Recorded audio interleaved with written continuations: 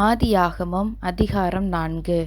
2 பகுதிகளாக இந்த அதிகாரத்தை நாம் தியானிக்கலாம். 1. மனிதர்கள் பெருகுதல், மாம்சக்கிரியை பெருகுதல், சாபம் பெருகுதல். 2. கர்த்தரின் செயல்பாடு.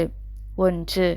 மனிதர்கள் பெருகுதல், மாம்சக்கிரியை பெருகுதல், சாபம் பெருகுதல். ஆதாம் ஏவாள் என்பவர்களிலிருந்து மனித இனம் பெருகியதையும் பல்வேறு தொழில் வகைகள் உருவாகியதையும், அதாவது மேய்ப்பன், விவசாயி, உலோக ஆசாரி, கட்டடம் கட்டுபவன், இசைக்கலைஞன் என தொழில் வகைகள் அதிகரித்ததையும் இந்த அதிகாரத்தில் காணலாம். மனிதர்கள் பெருகியவாறே அவர்களில் மாம்சத்தின் கிரியை, அதாவது ஆவிக்குரிய தன்மை மறைந்து மாம்சம் மேலோங்கியதையும் காணலாம். எரிச்சல், முகநாடி வேறுபடல், பொறாமை, கொலை, பொய் என மாம்சக்கிரியை ஆவியின் குணாதிசயமான அன்பு, சந்தோஷம், சமாதானத்தை குலைத்து போட்டதை காண்கிறோம். மாம்சம் மேலோங்கி ஆவி அணைந்து போய் மனிதனின் ஆத்துமா தேவ சமூகத்தை விட்டு விலக்கப்படுவதை இந்த அதிகாரம் விளக்குகிறது. மாம்சக்கிரியை பெருகியவாறே சாபமும் பெருகியது. ஆதியாகமம் 3 அதிகாரம் 24 வசனத்தில் ஏதேனை விட்டு துரத்தப்பட்ட நிலை சற்று அதிகரித்து, அதிகாரம் 4 தேசத்தை விட்டே காயின் துரத்தப்படுவதை காண்கிறோம்.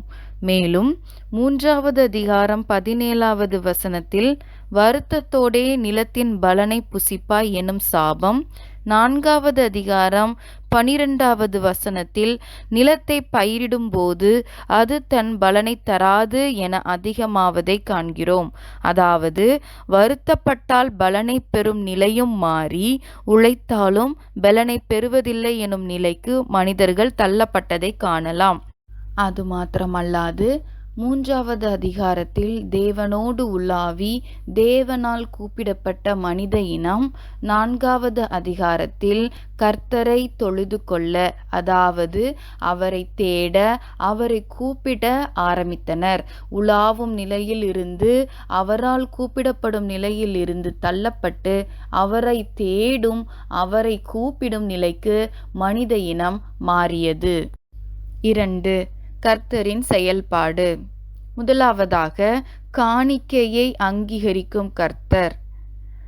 2 விதமான காணிக்கை. 1. நிலத்தின் பலன். 2. மந்தைகளின் பலன் காணிக்கையாக செலுத்தப்படும் போது மந்தைகளின் பலனை கர்த்தர் அங்கீகரித்ததை காண்கிறோம்.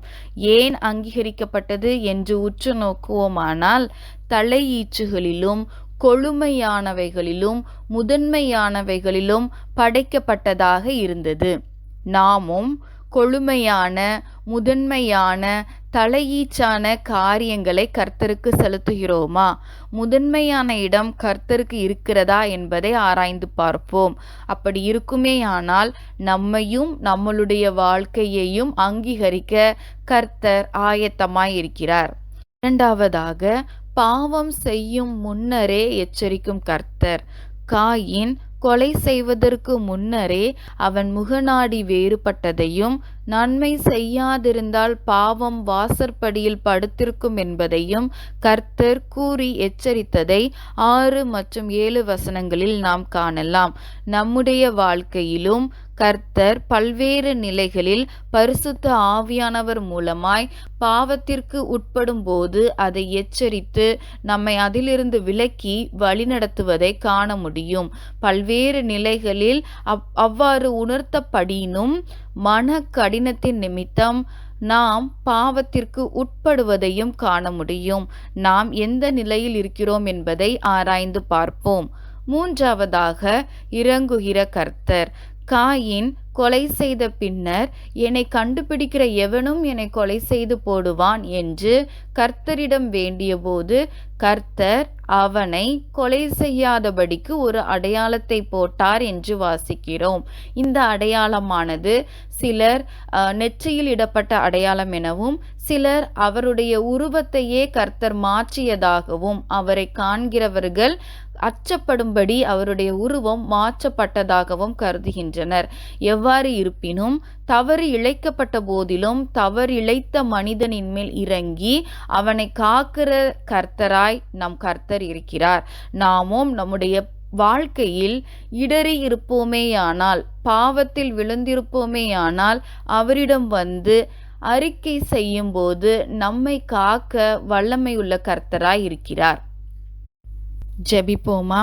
அன்பின் பிதாவே, மாம்சத்தின் கிரியையை ஒழித்து ஆவியின் கிரியையில் பலப்பட எங்களுக்கு கிருபை புரியும்.